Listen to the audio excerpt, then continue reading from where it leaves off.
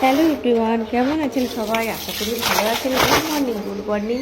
এখন মানে প্রায় কটা, সকাল 7টা 7:30 হবে। আর দেখুন সূর্য কি সুন্দর উঠেছে, চকচক করছে, গাছের ভেতর থেকে দেখা যাচ্ছে। আর এখন আমি দেখুন সমস্ত কাজটা সেরে এখন কাচাকুচি করতে চলে এসেছি। আর এখন আমি জিনিসপত্রগুলো ভালো করে কেটে কুচে ধুয়ে মেজে দেবো। আর আমার ভিডিওটা স্কিপ না করে পুরোটাই দেখবেন, আমার পাশে থাকবেন। আমার ভিডিও ভালো লাগলে লাইক শেয়ার সাবস্ক্রাইব কমেন্ট করে দেবেন। এখন এইটুকুই কেটে দিচ্ছি। আর ভীষণ তো গরম পড়েছে, আপনাদের এদিকে কীরকম গরম পড়েছে প্লিজ কমেন্ট করে বলবেন।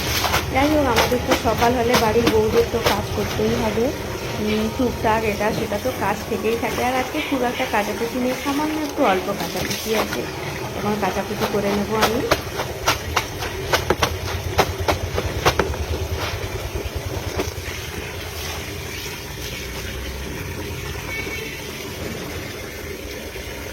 আর দেখুন এই যে আমার বরের গেঞ্জি, দেখুন আমার মুখ দেখা যাচ্ছে।